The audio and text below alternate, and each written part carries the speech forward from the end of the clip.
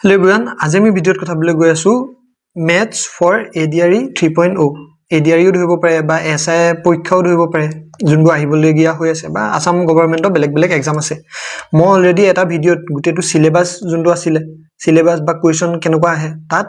দেখাইছিলো যে ম্যাথছৰ ওয়েটেজটো বহুত বেছি মানে ম্যাথছৰ কোৱেশ্চন বহুত আহে আৰু আমাৰ বহুতৰ কি প্ৰবলেম হয় যে আমি ম্যাথছটো ভালকে নোৱাৰো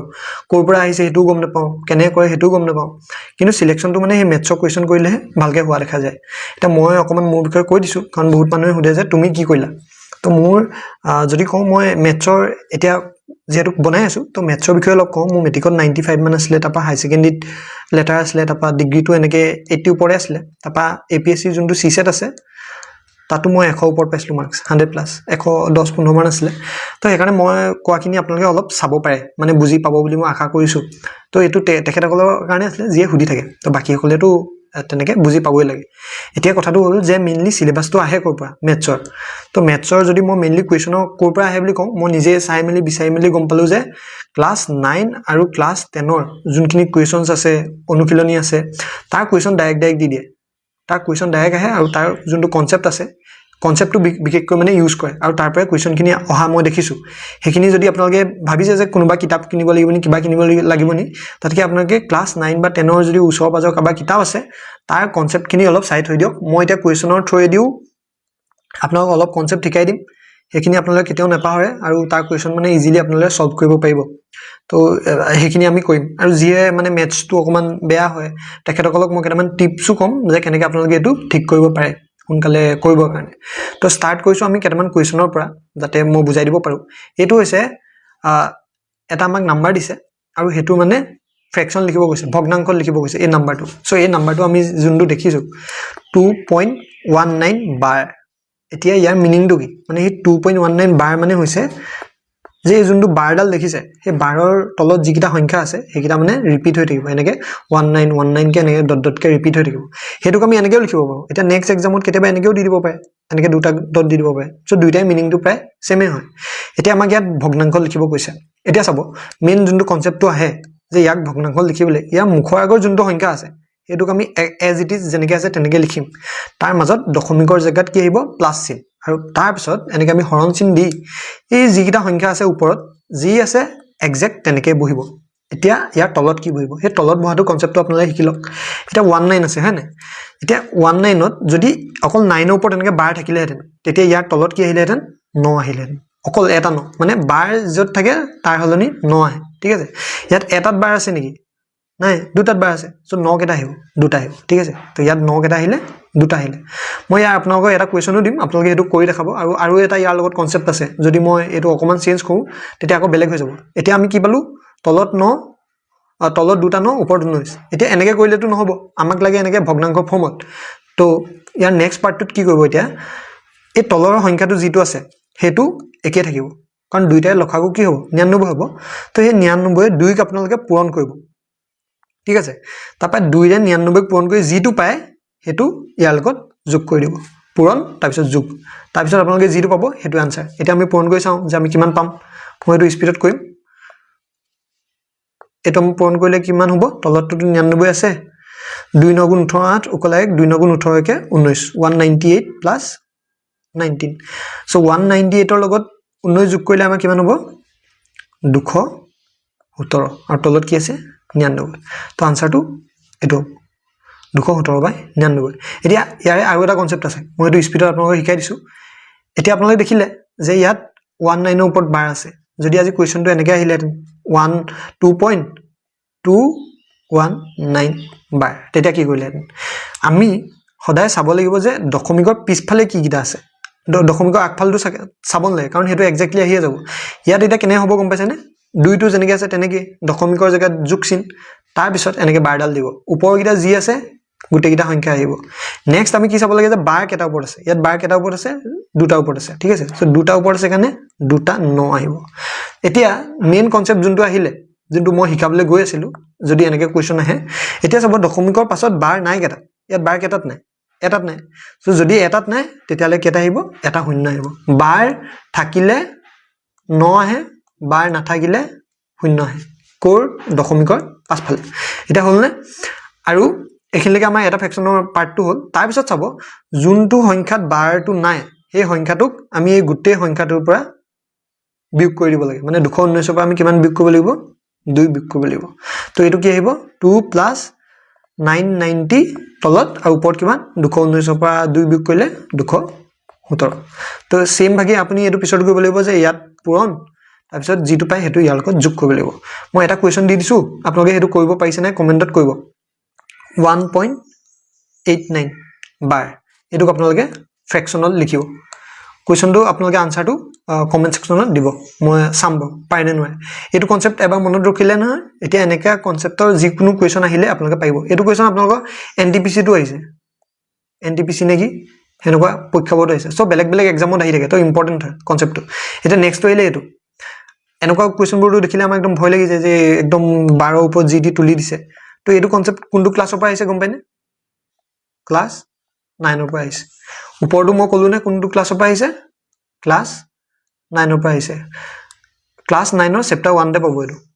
ৰিভিজন চেপ্টাৰ বুলি আছে তো তাতে এটো কোৱেশ্চন পাই যাব নেক্সটটো আহিছে আমাৰ ক্লাছ 9 ৰ পৰা ইয়াৰ এটা ফৰ্মুলা থাকে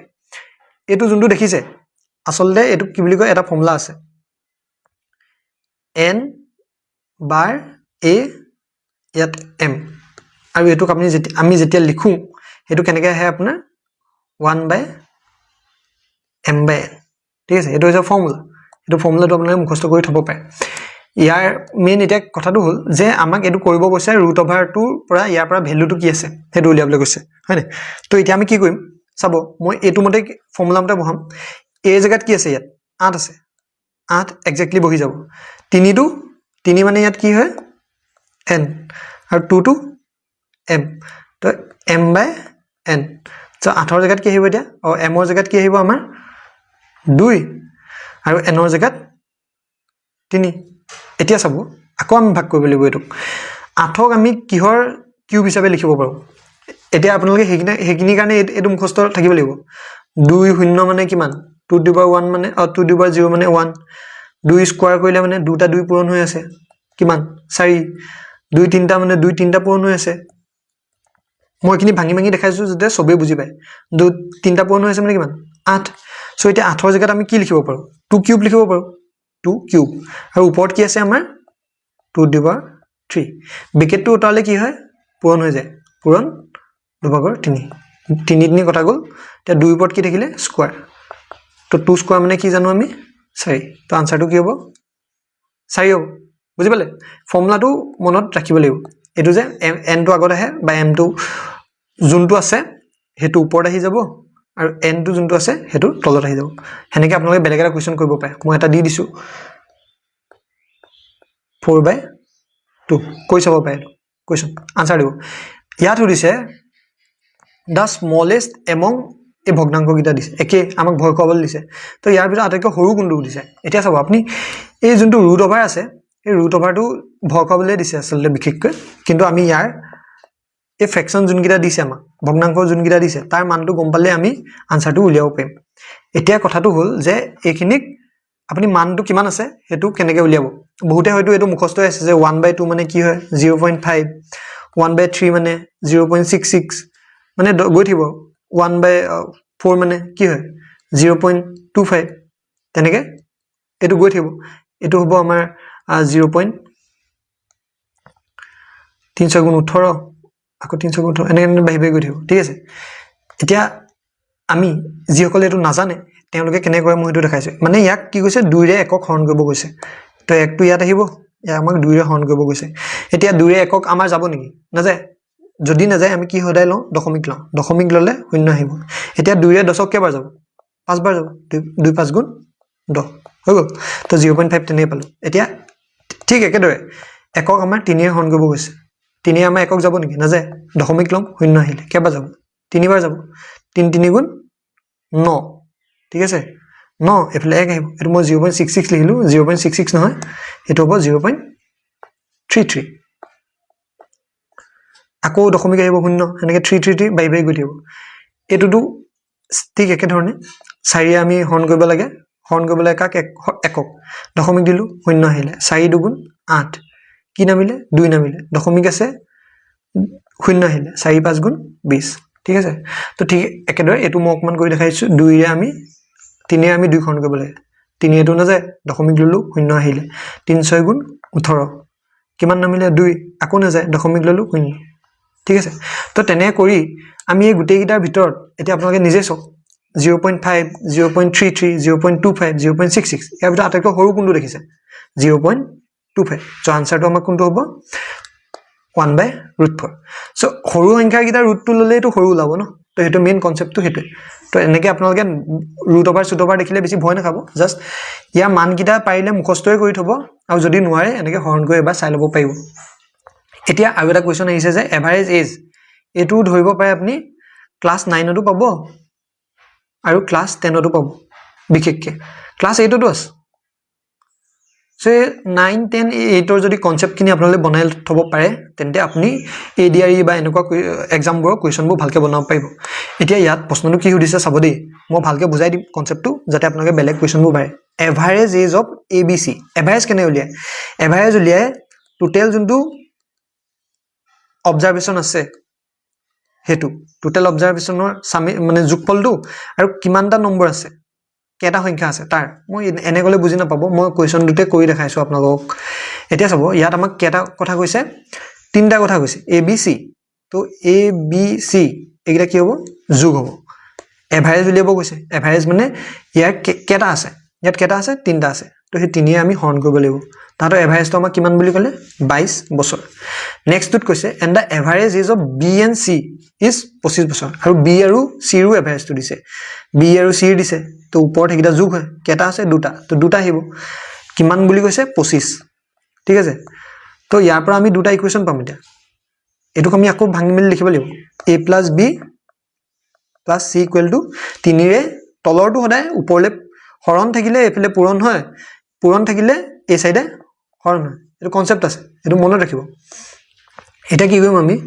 3 ৰে 22ক পূৰণ কৰিম 3 2 6 আৰু 3 2 6 এফালে হৈ গল এফালে কি আছে b + c আৰু এফালে এটো হৰণ হৈ আছে এফালে গলে পূৰণ হ'ব 2 25 50 তো দুটা পাই গল এটা কি কৰিম আমি এই যোনটো b + c আপোনালোকে দেখিছে এই b + c এই b + c মানটো আমি ইয়াত বহাই দিম তেতে কেলে বহাইছো যাতে আমি a মানটো পাও a + b + c ৰ জায়গাত কি বহাইছো আমি 50 = 66 এটা এফালে এটো যোগ হৈ আছে ইফালে নিলে এটো কি হ'ব বিউ হৈ যাব হেতু এটা কনসেপ্ট তো a = কি 66 এফালে যোগ হৈ আছিল নহয় ইফালে নিলে বিয়োগ হ'ব 66 - 50 66 ৰ পৰা 50 বিয়োগ কৰিলে কিমান হ'ব 16 বছৰ কিন্তু আমাক হেতু a মানটো huda নাই আমাক কি সুধিছে চোৱাচোন a কে বছৰ হ'ব আফটাৰ 9 ইয়াৰ্স এটা মই যদি এটো ধৰু যে আজি এটো 9 ইয়াৰ মানে এটো a আফটাৰ সুধিছে আফটাৰ মানে পাছত মানে যোগ হ'ব বিফৰ মানে আগতে কিমান আছিল মানে মাইনাস হ'ব তো আমাক কি হচ্ছে আফটাৰ 9 ইয়াৰ্স মানে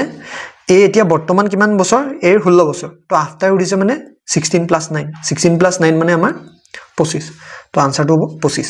তো তেনে ধৰণে আপোনালোকে এভাৰেজৰ কোৱেশ্চন দিলে কিমানটা আছে আৰু ইয়াৰ কেটা সংখ্যা হেগিটাক এনেকৈ হৰণ কৰি উলিয়াব পাৰে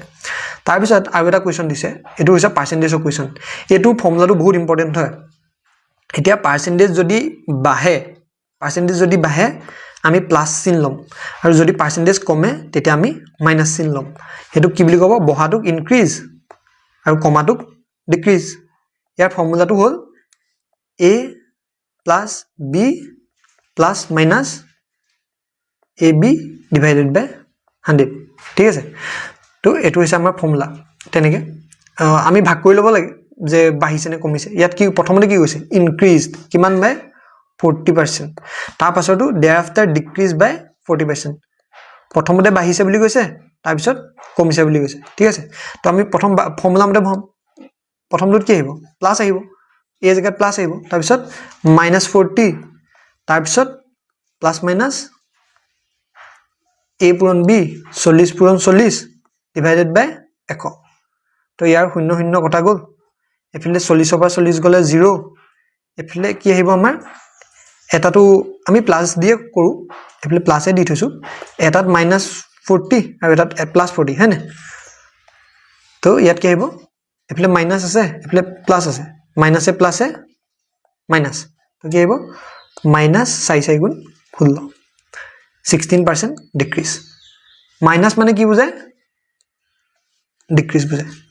তো এইটো কোনোবাই বুজি নাপাও পাৰে মই আকৌ এবাৰ কৈ দেখাইছো ইয়াত কৈছে যে প্ৰথমতে 40% বৃদ্ধি পাইছিলে তাৰ পিছত কৈছে আকৌ 40% হ্ৰাস পালে তো আমাৰ ফৰ্মুলা মতে কি আহে যত বৃদ্ধি পায় তাত প্লাস লওঁ আৰু যত কমে তাত আমি মাইনাস লওঁ তো প্ৰথমতে ফৰ্মুলা মতে a এর জায়গাত কি আহিব 40 প্লাস আছে প্লাস a b এর জায়গাত মাইনাস 40 তারপর এটো প্লাস মাইনাস তো থাকিব আমি প্লাস লৈ গৈছো ঠিক আছে তো প্লাস a এর জায়গাত কি আহিব প্লাস 40 আৰু b এৰ জায়গাত মাইনাস 40 এটা পূৰণ হৈ আছে আৰু তলত 100 ইয়া 0 এনেকে এনেকে কটাকটি গল এটা চাবা প্লাসে মাইনাসে কি হয় প্লাসে মাইনাসে মাইনাস এটো এখন লিস্ট আছে ন প্লাসে প্লাসে প্লাস প্লাসে মাইনাসে মাইনাস মাইনাসে প্লাসে